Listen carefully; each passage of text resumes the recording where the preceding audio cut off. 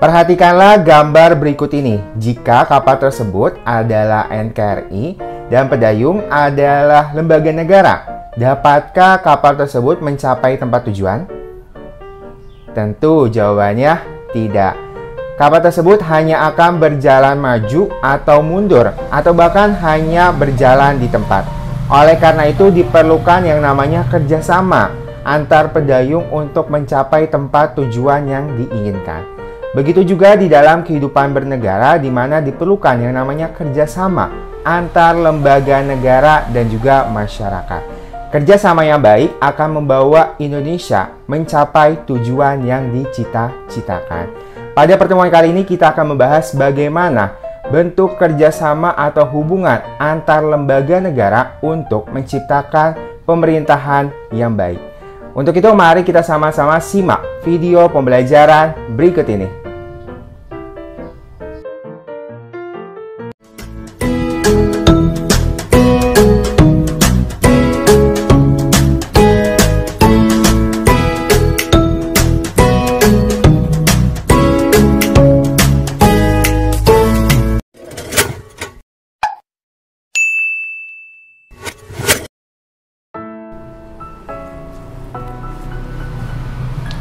Assalamualaikum warahmatullahi wabarakatuh. Hello guys, how are you? I hope you are doing good. Alhamdulillahirobbilalamin. Senang bisa berjumpa kembali di dalam video pembelajaran PPKN bersama Bapak Restu Sanubari. Kali ini kita akan membahas materi tentang hubungan kewenangan antar lembaga negara menurut Undang-Undang Dasar 1945. Sebelum mulai, buat kalian yang belum klik tombol subscribe, silahkan diklik tombol subscribe terlebih dahulu. Bagi yang sudah, Bapak ucapkan terima kasih. Bapak juga mengingatkan bahwa terdapat link PowerPoint yang mana link downloadnya bisa kalian cek di kolom deskripsi box. Sebelum mulai, alangkah lebih baiknya jika kita memulai pembelajaran kali ini dengan sama-sama berdoa sesuai agama masing-masing di dalam hati, teriring doa untuk Indonesia. Semoga pandemi COVID-19 di Indonesia bisa segera berakhir. Amin. Materi kita kali ini memiliki 3 tujuan pembelajaran, yaitu kalian sebagai peserta didik diharapkan mampu pertama mengidentifikasi hubungan kewenangan antar lembaga negara menurut Undang-Undang Dasar 1945. Yang kedua, kalian mampu menganalisis penyelenggaraan pemerintahan yang baik. Dan yang ketiga, yaitu mengidentifikasi peran masyarakat dalam mewujudkan pemerintahan yang baik. Untuk lebih lengkapnya, mari kita sama-sama simak video penjelasan berikut ini.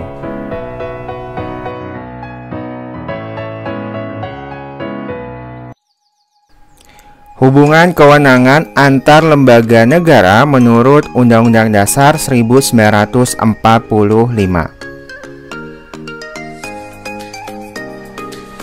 Yang pertama yaitu hubungan antara lembaga-lembaga negara yang berasal dari kekuasaan legislatif dengan kekuasaan eksekutif, di mana hubungan antara lembaga legislatif dan eksekutif dapat kita temukan di dalam pasal 20 ayat 2 Undang-Undang Dasar 1945 yang berbunyi, setiap rancangan undang-undang dibahas oleh DPR sebagai lembaga legislatif dan Presiden sebagai lembaga eksekutif untuk mendapat persetujuan bersama.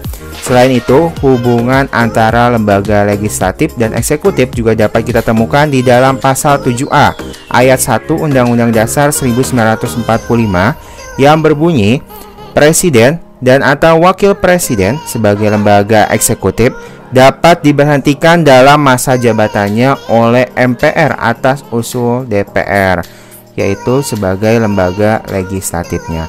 Selain itu, hubungan antara lembaga legislatif dengan eksekutif juga dapat kita temukan di dalam pasal 5 ayat 1 Undang-Undang Dasar 1945 dan pasal 14 ayat 2 Undang-Undang Dasar 1945.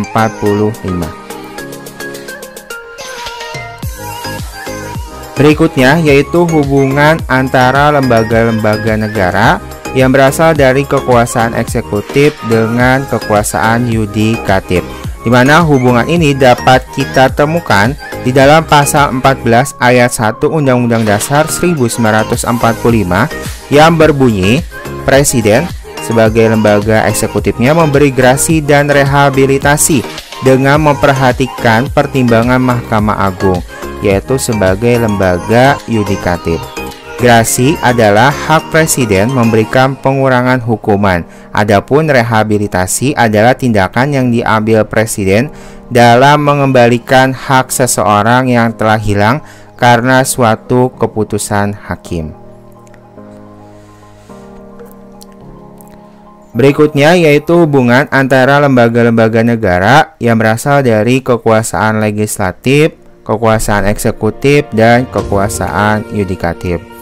Di mana hubungan antara tiga lembaga ini dapat kita temukan di dalam pasal 24C ayat 3 Undang-Undang Dasar 1945 yang berbunyi, Mahkamah Konstitusi sebagai lembaga yudikatif mempunyai 9 orang anggota hakim konstitusi yang ditetapkan oleh presiden sebagai lembaga eksekutif yang diajukan masing-masing 3 orang oleh Mahkamah Agung yang berasal dari lembaga yudikatif, 3 orang oleh Dewan Perwakilan Rakyat yaitu sebagai lembaga legislatif, dan 3 orang oleh presiden sebagai lembaga eksekutifnya.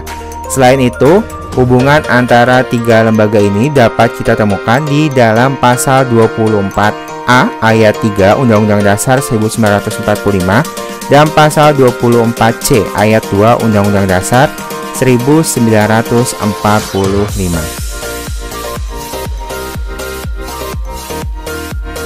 Berikutnya yaitu penyelenggaraan pemerintahan yang baik atau good governance. Apa itu good governance?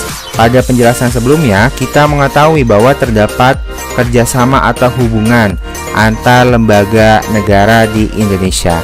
Kerjasama yang solid antar lembaga negara didukung oleh seluruh rakyat Indonesia, maka akan menciptakan kondisi pemerintahan yang baik atau good governance.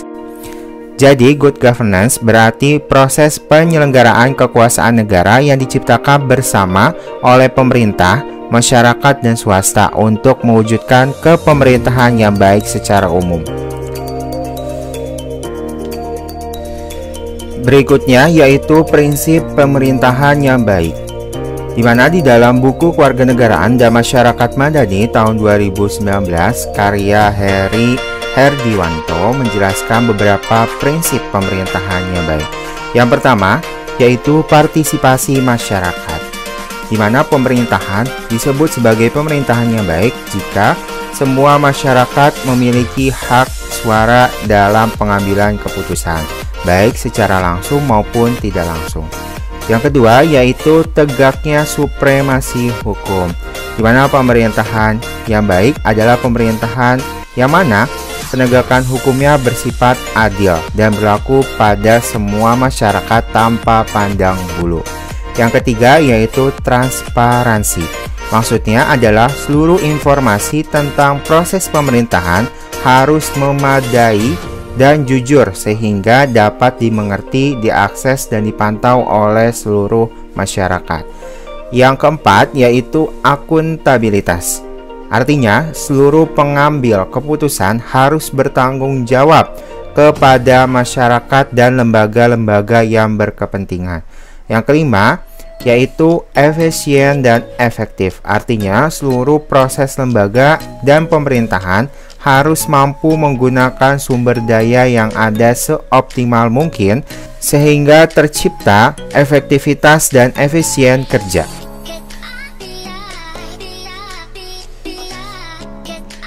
Prinsip berikutnya yaitu ada peduli. Prinsip berikutnya yaitu berorientasi pada konsensus. Berikutnya yaitu berkeadilan. Berikutnya bervisi strategis. Dan berikutnya saling berkaitan. Untuk penjelasan kelima prinsip ini, kalian bisa cari penjelasannya melalui berbagai sumber seperti buku ataupun melalui internet. Selanjutnya yaitu peran masyarakat dalam mewujudkan pemerintahan yang baik. Untuk terwujudnya pemerintahan yang baik, maka diperlukan kerjasama dari semua pihak yang ada di dalam sebuah negara. Lembaga-lembaga negara yang ada di Indonesia hendaknya dapat mengemban amanat rakyat dengan baik dan penuh tanggung jawab. Rakyat hendaknya memiliki kesadaran dan kepedulian yang tinggi terhadap lembaga-lembaga negara yang menjalankan fungsi dan kewenangannya. Apa saja peran masyarakat dalam mewujudkan pemerintahan yang baik? Peran masyarakat dalam mewujudkan pemerintahan yang baik, yang pertama yaitu kritik yang membangun. Setiap warga negara memiliki hak untuk memberikan kritik terhadap kebijakan yang dihasilkan oleh lembaga-lembaga negara. Tapi ingat ya, jadi warga negara yang mampu memberi kritik sekaligus jalan keluar. Jangan hanya menyalahkan saja. Itulah kritik yang membangun. Berikutnya yaitu menghormati kebijakan negara. Permasalahan yang ada di Indonesia sangat banyak dan kompleks, maka sangat penting bagi warga negara untuk mampu menghargai dan menghormati kebijakan yang dibuat oleh para penyelenggara negara. Salah satu caranya adalah dengan mematuhi kebijakan yang berlaku.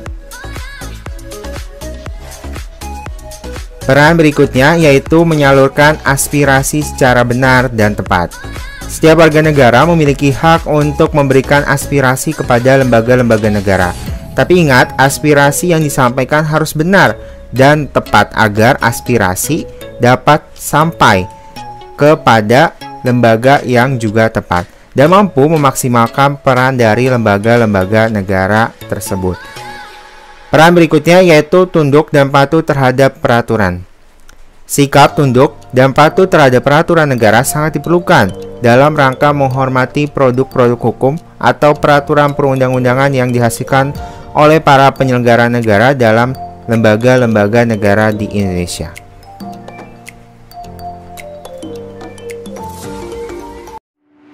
Itu dia materi pembelajaran kita kali ini. Terima kasih buat kalian yang telah menonton video kali ini. Buat kalian yang suka video kali ini, boleh kasih like-nya.